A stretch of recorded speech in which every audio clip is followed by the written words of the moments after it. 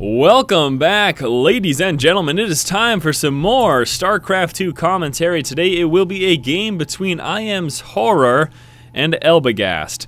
Elbegast spawning in the lower right-hand spawn location as our purple Protoss player, and Horror in the lower left-hand position as our blue Zerg player. I don't know, I'm gonna have a hard time saying Horror this whole game. It just doesn't really flow off the tongue. It's one of those words. Blah, blah, blah. Alright, so yes, this is going to be a Protoss versus Zerg, Elbegast versus Horror here on Shakuras Plateau. Let's take a look at what Elbegast is going to start out with. Very interesting, staying on one base. The reason I say this is interesting is because almost every game in a PvZ matchup, we're going to see that Protoss player forge fast expand. Happens nearly every single time. So let's keep an eye on Elbegast and see what he decides to open up with here against Horror.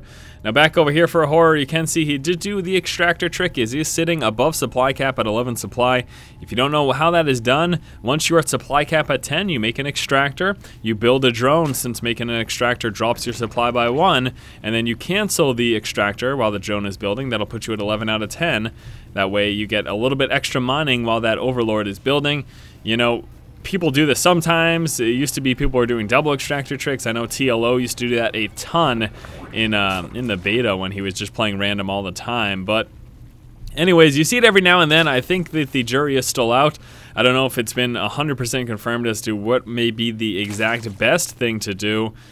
Very important to note that Horror has decided to open up with some one-base play. The reason you're going to see that is because a lot of times on this map you will see an early forge from a Protoss opponent, so coming out one. This is, wow, just building placement and his decision making in terms of what he starts out with for buildings and basically his opening build. All this very interesting here from Elbegast. Again, I am surprised it didn't go forge fast expand. That's going to be scouted out by Horror in just one moment. Now Elbegast moving out with the probe scout. He has decided to leave Horror's base. You can see now we've got that first queen as well as 4 lings coming through. Should also be moving down, and there it is. This looks to be the drone that will be coming out with that expansion and moving down right now. Now he could have dropped that a little bit earlier, especially since that probe left. Really surprised that he didn't bother trying to do that. We can see the Overlord is moving through, and Elbegast with a huge gap. This is really unbelievable. There's a space right there. Actually, he might have a Zealot just in the perfect spot to be able to stop any lings from going through. I would be surprised, though. It looks like there's a little bit extra room on the side of it for lings to kind of sneak on through. Let's take a look, see if the lings are going to be able to make it in, or if that Zealot has picked the perfect location. Looks like he may have. Very nice here by Elbegast, as having the Zealot on hold position in just the exact right spot. Also now chrono boosting out the Stalker to try to prevent these Zerglings from doing any additional damage. Back over here, Horror is still without any Vespene gas. He's got no extractor coming through. Sticking early game with just these resources, just these minerals. He's going to be actually transferring down a Spine Crawler down to the Expansionist defense once that does finish. Now that the Stalker is in play, we'll be forcing the lings back, and Horror did manage to get it away before the Stalker did even take out a single Zergling. So very nice play there by Horror, making it out just in time. Stalker's going to continue to chase these lings. The ling's feeling pretty safe there in the shrubbery beneath that tower. And here comes that Stalker going straight on over to the natural expansion here of Horror. We're going to be seeing that queen come on down. Should be seeing the lings come up the backside as well to try to protect that queen from the Stalker. And there you go, trying to get a full surround. No, we'll be forced back with those lings. Should be pulling back with them. Doesn't really want, he's not going to be able to kill that Stalker. He's going to do some damage, but I don't think he's going to be able to kill it. It's going to be really close, actually. Target fire down, and there we go. Finally deciding it is time to pull back the lings, making their way back on home. Back over here, Elbegast now finally coming out with his expansion. Also, 2 additional gateways coming on through. Still just on the one Gast. Warp Gate Research is coming on out as well. We'll be getting these sentries as early game defense against the possibility of a roach push. He's going to want to be able to force field that ramp right there. Back over here inside of the base of Horror, 2 extractors now finally coming on through. Also 2 more at this expansion. Very, very nice opening there that we saw from Horror. That really reminds me of, no man, not too long ago, you saw that all the time, that build. You know, you drone up until about 44 and then you finally get your gas, kind of delaying it as long as humanly possible. Pretty intriguing indeed. Horror now moving out with the scouting Zergling.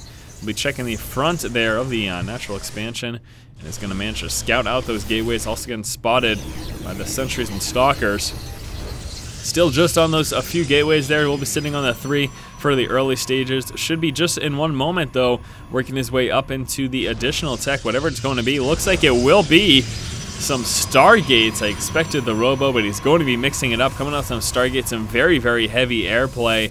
Now that Sacrificial Overlord Scout typically will be moving in right around now. We'll see if he manages to get on in and gets any scouting information. There we go. We just saw the click as the Overlord is slated to come right on over here now. So with that, he'll be able to scout the Stargates, but will he make it there in time before getting shot out of the sky by the anti-air? It is going to be a little bit close. I am also surprised that there's not another Overlord over here to try to squeeze in from that other side, as I don't think that this one's going to make it in far enough. There we go. We got a Stalker coming in over here, and that Overlord is toast without scouting out these Stargates. Really surprised that the second Overlord wasn't sent into this position to push in from that side as well. Yeah, that's a little bit perplexing. Horror really should have done that, because he would have, with that, scouted out the fact that those Stargates were down. We're going to be seeing a lot of spines come on through, as he's a little bit concerned about some aggression still sticking just on the 2 bases. Also coming out right now with the Spire. So working his way up into some Spire tech, could obviously quite possibly seeing some Muta harass out of that. Don't expect him to be trying to go Corruptor into Broodlord anytime soon. That's quite a ways off. So he will be transitioning now into Mutas to try to go with some Muta harass. Also finally moving out with that Overseer. He realizes, hey, I really did not get any scouting done. I need to figure out what the heck's going on. And what he's going to run into is a heck of a lot of Phoenixes, or these are being Chrono Boosted out. And you can see how fast Chrono Boosted Phoenixes come out into play. The Overseer moving on in. Here he goes. It will finally be scouting this out.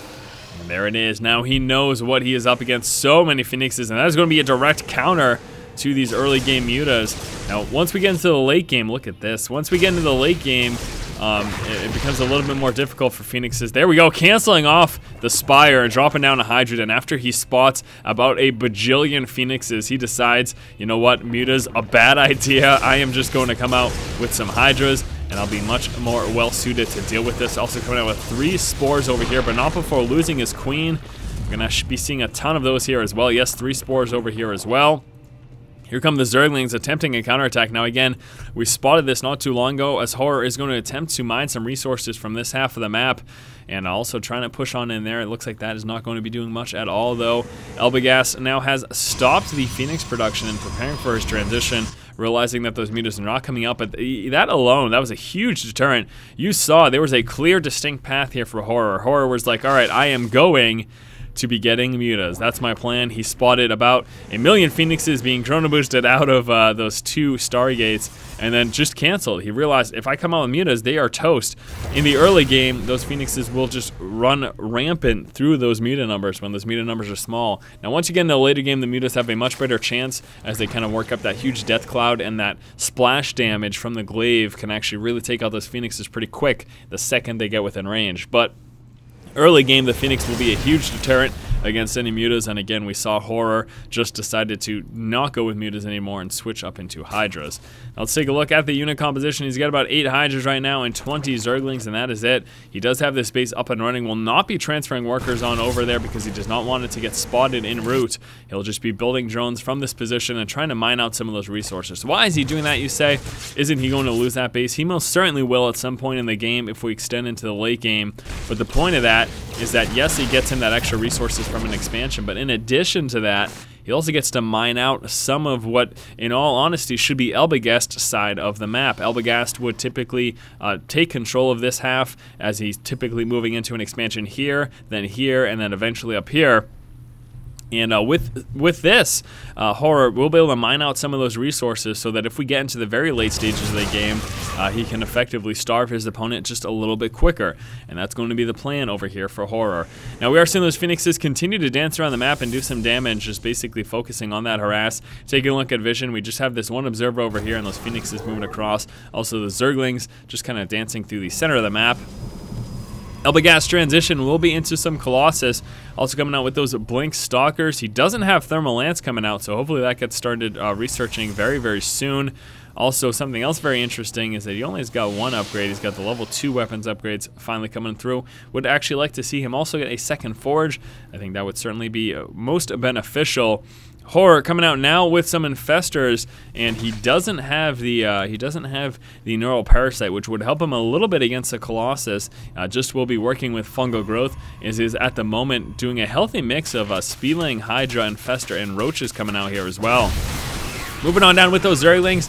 Did manage to scout this expansion, also did scout the forces over here. Now we'll be moving forward with a couple of fungal growths, just trying to harass the forces a little bit and keep them back. And actually very nice, did manage to get those 2 Phoenixes down. See ya later. Fungal growth plus Hydra fire managed to take out forces so quickly. All the time, Elbegast did scout out those forces. He knows what's going on though. He's able to see exactly what he is up against with that forward observer, which is yet to be scouted here by Horror. Zergling at the tower gets roasted as Elbegast is trying to push on forward to provide a little bit of a buffer for his expansion. He just wanted to make sure that he can get that up and running. And again, still has no idea about Horror's expansion over in this position. Now I do want to take a look at these upgrades because as you can see here, we actually have the Overlord dropping as well as the Burrow research coming through, so we will very well be seeing some drop harass here from Horror. And also dropping is an effective way of dealing with Colossus when you don't have a ton of anti-air. Just being able to drop right on top of them with a few units is going to help a bit. Horror also coming out with an additional expansion, so he'll actually be sitting on 5 bases as opposed to the 3 bases of Elbegast. The concern for Horror, though, is that on these 3 bases, Elbegast has more than enough of an income necessary to work up to that massive 200 army and get some solid upgrades out as well. He's now finally coming out with that Thermal Lance. Again, did delay that by quite a while. And also coming out with the level 1 armor upgrade. He's already at level 2 weapons. And so right now, just a little bit of macro, not a whole lot going on from either player. Not much scouting actually happening here from Horror. He's not moving out with any Overseer scouts or anything like that. He does have a couple of roaches over here prepared to defend and actually droning up just a little bit harder as well. Phoenixes will be continuing to just kind of dance around. So we are just looking at some macro right now. I do want to take a look at the resources lost. I expect them to be about even, and that is in fact exactly where they are. Take a look at workers killed. Again, not a whole lot of that has happened. It's been really macro focused so far, with just really not too much harassment besides that Phoenix harass. But again, we saw Horror was able to effectively really deal with that. He lost a couple of Overlords, a couple of Queens, maybe lost a drone or 2 as well. But besides that, didn't end up taking much of a hit from that early heavy Phoenix that we saw from Elbegast.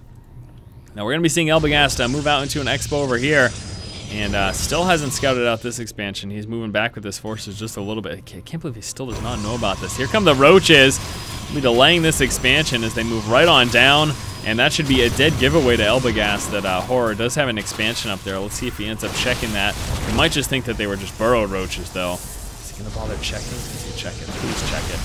Okay, he's got just enough vision there, and at the exact same time, push coming as he distracts with the roaches over there. He's going to be pushing straight on this expansion. He might be able to drop it, but he is about to get sandwiched here as Elbegast pushes from the backside. Should be seeing some fungal growth, trying to delay this as much as possible. He takes out the expansion, which is huge, but at the same time, he's going to be losing a lot of his forces as the stalkers and everything else blink forward and just mop up.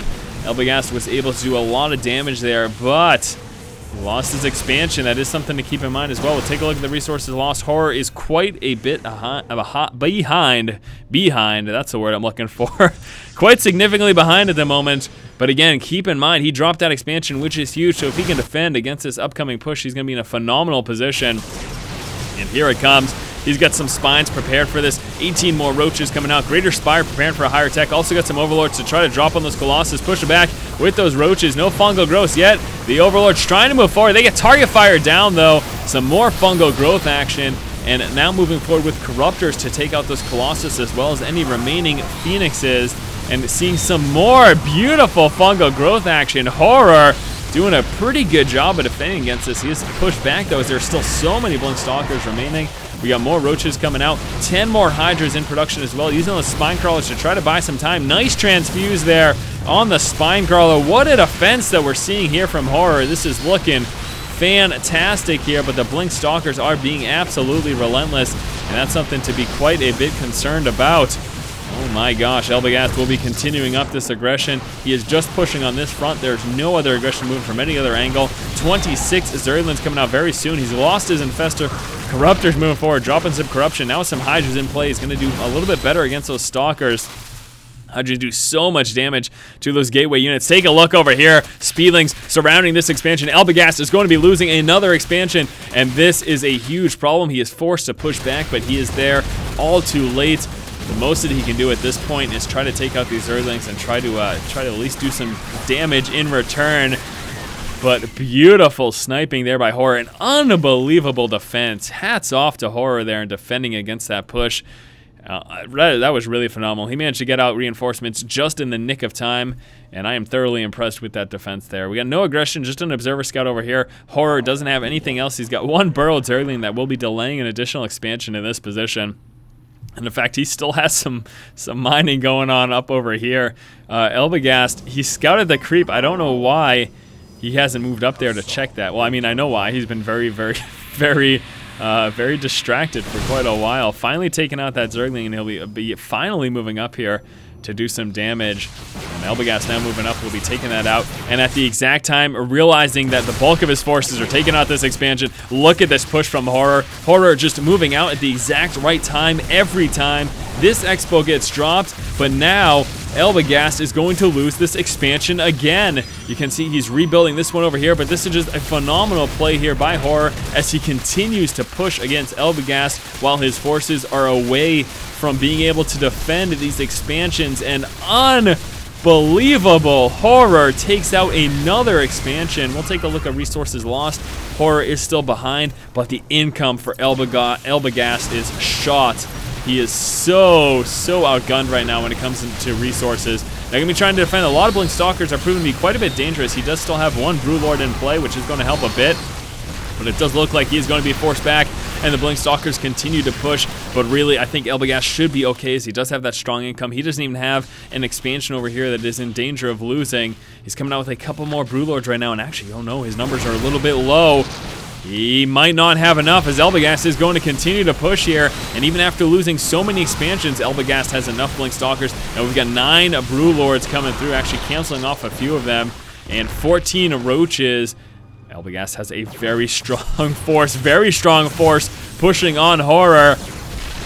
This is unbelievable. If Horror loses this game, I will be shocked, especially given the fact that he's done so much economic damage now. He has thrown away a lot of his units as a result, you know, pushing on these expansions. Although it is quite devastating to Elbegast, Horror ended up losing quite a bit as a result of those pushes because he kind of got caught out of position. We do have few more units here. Finally in for Horror. He needs to be able to defend. Stalkers blinking right up under those Brewlords. Let's see what transpires over here. The Stalkers doing as much damage as possible. Get the Archons moving in. This is not looking good for Horror at all. Those Blink Stalkers plus those Archons and Colossus shredding through his forces. My gosh, losing everything. And Horror looks to have lost this game. This is unreal. Now Elbegast did manage to get up another expansion. We'll be dropping one over here as well. We're going to see Elbegast just continue to dance across the map, taking out the few Roaches that are over here.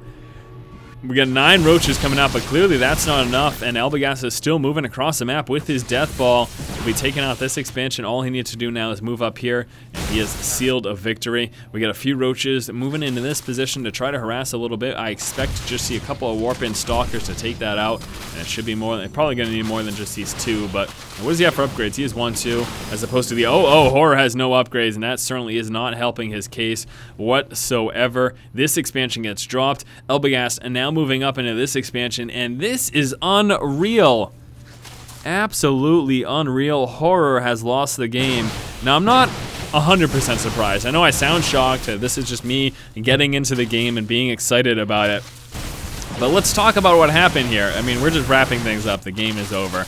As much as Horror doesn't want to think it is most definitely over, because right now he's got no income taking place, and Elbegast has just a huge force, and even with these small amount of Roaches. Now, he pushed on these expansions and killed them off a few times, and that was great. But the problem in what he did was that he ended up sacrificing so many of his forces as a result. Yes, taking out that expansion severely hampers your opponent's economy and really sets them back a bit, but at the same time, throwing away your forces doesn't help you at all either. And there you go, guys. As you can see, Horror calling the GG.